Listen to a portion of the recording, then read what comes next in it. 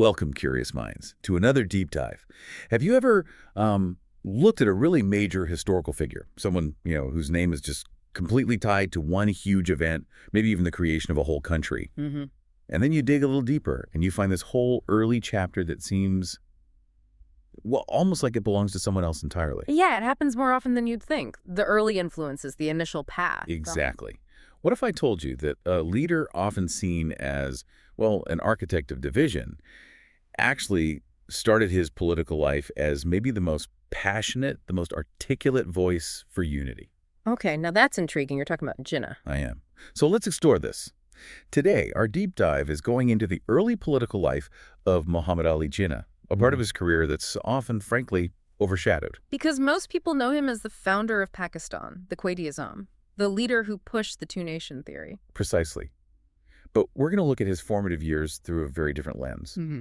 His really unwavering dedication back then as a champion for Hindu-Muslim unity. It's a crucial period to understand the man fully. It really is. And to get it, you have to transport yourself back to India in the early 1900s. Picture it, it's this land of just massive contrasts. Yeah, you've got cities like Bombay, Jinnah's own base, and Calcutta really starting to hum with industry, modern ambitions. Right, but existing side by side with just vast, stark rural poverty. Huge gulfs. And politically, there's this rising tide, isn't there? A growing demand for real political reforms from the British. Oh, absolutely. It's getting louder, pushing hard against the colonial setup. Yeah. It's a dynamic time, no doubt. But underneath all that surface change, There's this other current, this growing divide between Hindus and Muslims. You can feel it building. you can. And it's right into this complex, really charged environment that a young Jinnah steps, dedicating himself to what he genuinely called a sacred mission. Which was? Unity, the unity of Hindus and Muslims. He believed deeply that it was the only way India could achieve self-determination. You know, what truly stands out from this period, looking at the sources, is that Jinnah wasn't just, paying lip service to unity. He was its most fervent proponent at that stage. Really embodying it. Absolutely. He was known to many of his contemporaries, quite explicitly, as the Ambassador of Unity. That was a title he earned. Wow. Ambassador Unity. That's not the label most associate with him later. Not at all. And he had this profound conviction. I really reasoned out that only a united India, both major communities pulling together, could actually force the British to grant meaningful reforms and eventually self-rule. He saw unity as leverage then, strategic leverage. Yes, but also more than that. He understood, maybe with more clarity than many others at the time, that any division, any fighting amongst themselves would just weaken both communities. Makes sense. Easier for the British to manage, right? Divide and rule. Exactly. Division would make them vulnerable, prolong colonial rule, and basically stop them from achieving what they both ultimately wanted. So, okay, our mission for you listening today is really to pull back that curtain, isn't it? To look at this foundational phase of Jinnah's career that doesn't get nearly enough airtime. That's the plan. We want to unpack his motivations, understand the actual arguments he was making back then, and explore the groundwork he was laying quite meticulously, actually, for cooperation between Hindus and Muslims. At a really critical moment in history. A pivotal moment. We're trying to get beyond the simple labels, Look at the complex man, his principles at the time. Absolutely. It's about seeing the whole arc, the whole picture, not just the final destination, so to speak. Right. So, to really get Jinnah's convictions then, we need to dive a bit deeper into that political landscape. Early 1900s India. This wasn't just mild grumbling against the British. No. The demand for reforms was becoming a real roar, wasn't it? Growing year by year. Definitely. You had educated Indians, especially guys like Jinnah, returning after studying law in England. Mm-hmm. They were getting increasingly fed up. Fed up with the paternalism, the exploitation of the British Raj. Right. They weren't asking for small favors anymore. They wanted a real say in their own government, more constitutional rights, a path towards self-rule. We're talking specifics here, like more Indians on legislative councils, Right. Control over budgets, getting rid of discriminatory laws. All of that. Concrete demands. And into this incredibly complex, very charged, fast-moving scene steps this young Muhammad Ali Jinnah, fresh back from his studies, steeped in constitutional law, parliamentary procedure. And he doesn't just dip his toe in. Not at all. He jumps in with this quite unique perspective for the time, secular-minded, really driven by this deep conviction. And that conviction initially wasn't about promoting one community over the other. No, not at that point. His focus was squarely on a common cause, forging a united front, a collective struggle against British rule. He believed, like down to his core, that only through solidarity could they actually make real progress toward self-determination. So division wasn't just unhelpful in his eyes, it was actively dangerous. Exactly. A direct threat to the whole idea of an independent India. He saw that clearly. And this strategic understanding of power, how unity creates strength, is really key, isn't it? If you connect it to what was happening more broadly.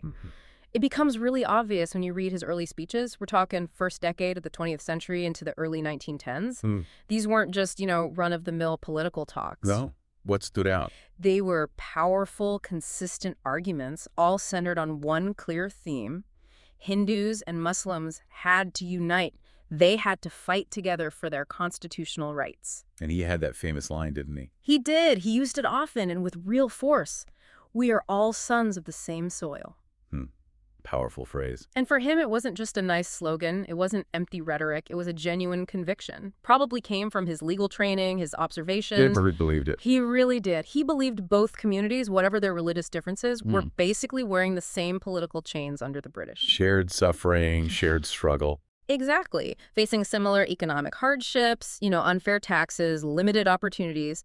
He argued their destinies were fundamentally tangled up in this fight for freedom. And his reasoning behind that. The logic. It was quite pragmatic, actually, and insightful. He basically said, look, if one community stays weak, or worse, if they let themselves be turned against each other, then both ultimately lose out. Precisely, both would suffer. This interdependence wasn't just some idealistic dream for him. It was a cold, hard reality they needed to face. He saw the divide and rule tactic clearly. Absolutely. He understood that disunity was the colonizer's greatest weapon and the greatest weakness for the colonized. Full stop. So where did this conviction likely come from, just observing the situation? Probably a mix of things. Sharp observation of the common problems people faced, regardless of religion, seeing their shared hopes under foreign rule, and maybe recognizing that, okay, differences exist, but the big goal, self-determination, that was something powerful they could all rally around. Their core interests, against the British at least, were aligned. That's a really crucial point, that deep strategic grasp of interdependence and seeing that shared problems needed a shared solution. It really frames his whole early approach. It does. But okay, how did he actually try to do it? How did he translate that belief into action? Especially within something like the Indian National Congress, which, as you said, many Muslims were pretty wary of back then. Right. It wasn't enough just to talk about unity. He had to actively try and build it. And how did he go about that? Well, this is where his strategy gets really interesting. Within the Congress, which was the main nationalist group, but yeah, struggling to get broad Muslim buy-in, Jinnah very deliberately positioned himself. As what? As a bridge builder. That was his role. And it was vital because, like you said, many Muslims saw Congress as basically a Hindu-dominated show. Understandably, maybe hindering their full participation. Yeah. They worried their specific concerns wouldn't be addressed. Exactly. They feared their identity, their political interests might just get swallowed up or ignored. Jinnah saw this clear as day. But he didn't just tell Muslims, oh, join Congress, it'll be fine. No. What was his approach? He made this powerful kind of two-pronged argument, a tough argument, actually. First, he insisted that Muslims had to get involved in Congress, actively participate, make sure their voices were heard from the inside. Okay. Join the main platform. But, and this is the crucial second part, he argued just as strongly that Hindus, who were the majority in Congress, had to actively, consciously make space for Muslim voices and concerns. Ah, so it was a two-way street he was demanding. Absolutely. He argued passionately that without this mutual trust, without both communities feeling genuinely represented and listened to, Congress couldn't truly call itself a national organization for all Indians. So he wasn't just pushing for Muslims to join. He was pushing for Congress itself to change, to become more inclusive. Precisely. He was demanding it become a genuinely pluralistic platform, which was, a pretty bold move. Yeah, risky even. You can imagine that might annoy people on both sides who were sort of comfortable with the way things were. Definitely. It challenged the existing, less inclusive status quo head on. So this raises a big question then. Yeah. How tough must that have been, given all the suspicion and the communal tensions that were already starting to bubble up. Oh, incredibly challenging. And Jinnah's efforts weren't just about making speeches. They were very practical, very hands-on. Like what? Can you give an example? Sure. There are accounts, for instance, of him playing a key role in diffusing some really tense situations at political meetings, like at the 1913 Congress session in Karachi. What happened there? There was a proposed resolution about communal representation that really threatened to push Muslim delegates away. Jinnah stepped in. He used his growing reputation for fairness, his sharp legal mind. And brokered a deal. Painstakingly, yes. He apparently engaged in these intense, often late-night talks with key leaders from both sides. People like Gopal Krishna Gokhale, a major Congress figure, and important Muslim leaders, too. What kind of arguments do you think he used? How did he persuade them? Probably drew heavily on his legal background, framing proposals that tried to address the genuine concerns of both sides.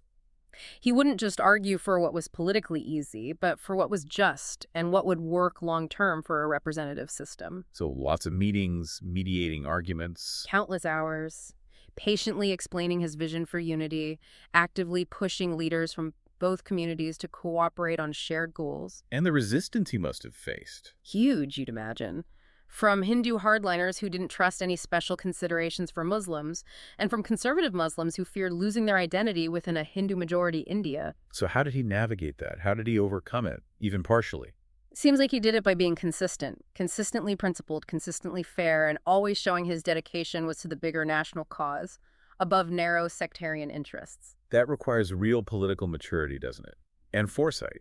To stick with such a difficult, long-term goal, like genuine unity. Immense maturity. His ability to keep his integrity while walking that tightrope was, frankly, remarkable for the time. So it's clear his efforts weren't just, abstract ideals. He was actually laying foundations, brick by painstaking brick, through personal conviction, endless negotiation. Exactly. And it was this persistent, often behind-the-scenes work that started to prepare the ground for bigger agreements down the line. Things like the really significant Lucknow Pact of 1916. Right, the Lucknow Pact. That was a huge deal in the nationalist movement. A landmark moment. And while it came later, you can absolutely see how the seeds for that agreement were planted during these earlier years of Jinnah's focused bridge building. Okay, let's unpack that a bit. How exactly did those earlier efforts constitute the groundwork? It wasn't like it just happened overnight. No, definitely not. It was the result of years of strategic effort, personal investment, and just sustained advocacy on his part. Like cultivating relationships. Yes. He worked incredibly hard at building relationships across those community lines. He earned trust, built rapport with people who had very different political views, different religious backgrounds. And promoting fairness. Consistently.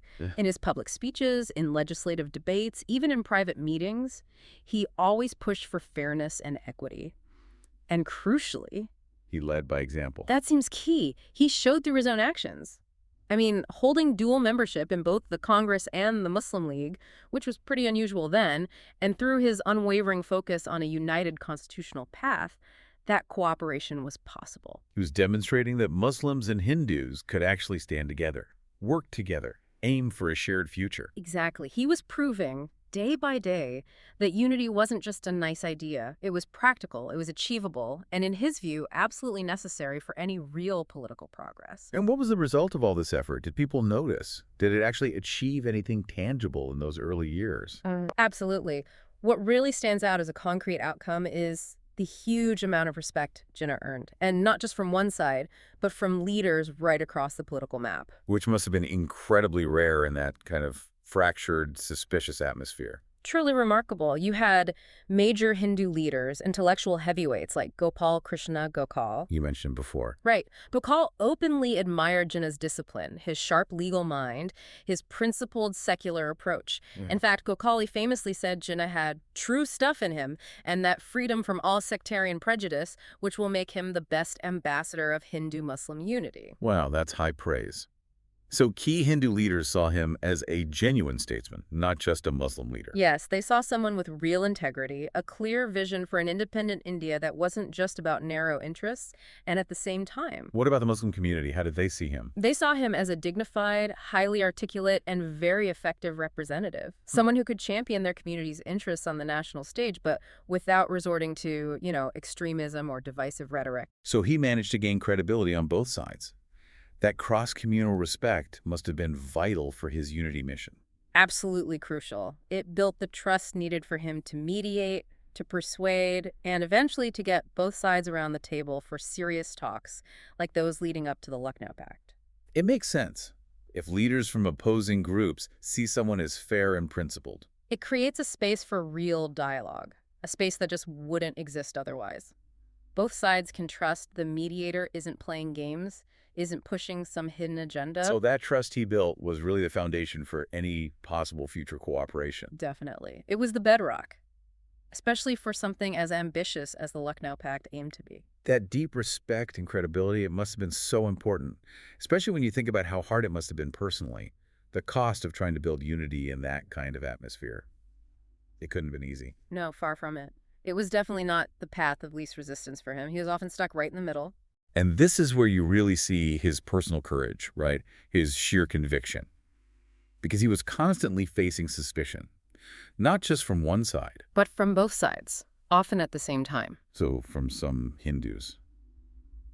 What were their doubts? Well, lingering questions about whether he was truly committed to a united nation or if his primary focus was really on advancing Muslim interests, maybe using unity talk as a tactic. A Trojan horse kind of idea. Sort of understandable questions, maybe, given the existing tensions and historical anxieties, but still suspicion. Okay, and then from some Muslims.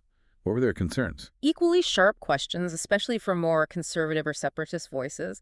Why was he so involved in the Congress? Wasn't that a mostly Hindu organization? Was he potentially compromising specific Muslim interests, watering down their identity for some broader, maybe less beneficial national goal? So he was getting it from both directions. Constantly. Imagine the personal toll. Being misunderstood all the time, having your motives questioned, your loyalty doubted by the very people you're working tirelessly to bring together. It really says something about his conviction that he just kept going, doesn't it? Pushing forward with his vision despite all that pressure from all sides to just pick one camp. It does. He must have felt quite isolated at times, you'd think. A lonely figure in many ways. So if we connect this back to the bigger picture, why? Why did he persevere through all that suspicion, all those personal difficulties? What was driving him so hard? Well, his core belief seems unwavering at this point. Without real sustained efforts towards unity, the whole Indian struggle for self-government was basically dead in the water. It would remain crippled, as he put it. He saw disunity as a fatal flaw. Absolutely, a fundamental weakness that the colonial power could and would exploit ruthlessly. For Jinnah, unity wasn't just a nice idea or a smart tactic for a specific moment. It was more fundamental than that. Much more. It was a deeply held principle. An ethical imperative, yes, but also a strategic one. He was intensely aware of the British strategy divide and rule. The classic imperial tactic. Exactly. Deliberately creating or worsening divisions among the people they ruled to maintain control. Think about the separate electorates for Muslims introduced in 1909. Right, which Jinnah initially opposed. Vehemently opposed at first. He saw it as a deliberate British attempt to formalize and deepen the communal divide, not bridge it. He understood that game. So he saw that if Hindus and Muslims stayed at loggerheads, constantly arguing, mistrusting each other, then the dream of real self-government would just stay a dream. It would never happen. So therefore, unity wasn't just desirable, it was essential. Absolutely essential. The essential for freedom was the core idea. It was the absolute prerequisite for India to gather the strength, the moral high ground, the political clout needed to actually break free from colonial rule and decide its own future. That profound understanding of the brutal politics of empire, that's what fueled him, despite the personal cost. It seems so. That's what kept him pushing for unity, even when he was catching flack from literally every direction. Wow. That's, a really powerful way to frame his motivation and just how high he felt the stakes were. So, okay, let's step back. Looking at this whole fascinating foundational period of Jinnah's career, what does it all mean for us now? What can we take away from it? It feels like there's some real lessons here, right? Definitely. From Jinnah's early mission, during these critical years, I think you can pull out 3 core lessons. And they're not just, vague ideas, but specific insights from his journey. Still relevant today, I think. Okay, let's hear them. What's the first one? First, Jinnah's journey really hammers home that unity isn't just about, shared feelings or ideals. It's about the hard, often unglamorous work of building actual systems for collaboration. Institutionalizing it, you mean? Exactly. Creating pathways, ensuring trust is built into the structures. It needs more than just speeches about togetherness. It needs concrete, consistent effort to build the framework that forces different groups to work together, even when tensions are high. Like his work on resolutions, mediating disputes, arguing for specific representation rules. Precisely. He didn't just ask for unity, he was trying to build the scaffolding for it. That takes effort and patience. It's not a natural state. It has to be actively constructed and maintained. Okay, that makes sense. Mm-hmm. Lesson 1. Unity requires hard work and structure. What's the second lesson? Second, his approach shows that genuine respect for different identities, even while you're aiming for unity, isn't just like being nice. It's a strategic necessity if you want a coalition to last. So not pushing for everyone to be the same. Right. He wasn't pushing for assimilation back then. He was pushing for a respectful partnership where the real concerns of all communities were heard and genuinely accommodated. Because without that mutual validation, Any unity you build is just fragile. It's skin deep. It'll eventually break down under the pressure of those unresolved issues. He seemed to get that superficial unity is basically no unity at all. Respect is foundational. okay, effort, patience, structure for lesson 1, mutual respect is a foundation for lesson 2. What's the third? And third, his early career really shows that principle has to genuinely drive the strategy. Jinnah seemed to be seeking unity back then, not just because it was politically convenient or offered short-term advantages. Because he believed it was right. Yes, exactly. Because he believed justice and the ultimate goal of freedom for all Indians demanded it. There's a massive difference between unity built on opportunity, which can vanish when things change, and unity built on a shared moral belief in fairness and a common future. Even when that principled path is way harder and involves personal sacrifice. Especially then. That's principled unity. Those are really insightful takeaways. Effort, respect, principle. And what's truly fascinating here is how these lessons all come together in that title he earned back then, Ambassador of Hindu-Muslim Unity. Yeah, that title keeps coming up. Because it wasn't just a throwaway line, it wasn't some empty label someone slapped on him. It was real. It was earned through hard, diligent work, building trust, bridging big gaps, fostering actual cooperation when it was desperately needed. It reflected the impact he was actually having. Undeniably. Earning respect from leaders on both sides. And it's just so vital to remember the context here. At this stage in his life, his mission was crystal clear. A united India. A united India under constitutional reform. That's where all his energy, all his strategy was directed, strengthening the whole Indian political body against the British, not splitting it. Which offers such a profound insight into, well, into how leadership can evolve, doesn't it? It really does. Jinnah the unifier and Jinnah the later founder of Pakistan, they aren't necessarily just flat contradictions. I mean, You can see them as different, profoundly different, yes, but maybe connected stages in one long journey. A journey that, at least from his viewpoint, was always about seeking justice, dignity, and serving his people. even if his idea of how to achieve those things changed dramatically over time because the circumstances changed. Exactly. The political landscape shifted incredibly. Understanding this early phase adds so much vital nuance, so much context to his whole story. It shows a leader whose core convictions, even as they evolved in practice, were deeply held, and whose path, as he saw it, was always aimed at fundamental justice. It really does change how you might view such a central and often, let's face it, quite simplistically portrayed figure. This whole deep dive into Muhammad Ali Jinnah's early, passionate commitment to unity. It really highlights the huge challenges he was up against. Immense challenge. The deep principles he was fighting for back then, and just the persistent, often thankless effort it takes to try and bridge those kinds of deep-seated communal divides. Yeah, it's grinding work. It really is a foundational period of his leadership that, like we said, often just gets completely overshadowed by what came later. But it tells us so much about the complex layers of the man, his beliefs, and just the sheer weight of leadership in such a volatile time. Absolutely. And, this raises a really interesting question, I think, for you, our listener, to maybe mull over after this deep dive is done. Oh, yeah? What's that? How often do we tend to define these huge historical figures only by their final act? By their most famous achievement, the thing they're ultimately known for. And we overlook the earlier parts. Exactly. We overlook these critical, sometimes really surprising early periods that actually shaped their core beliefs, their initial political ideas. So think about how leaders, who we remember for one specific outcome.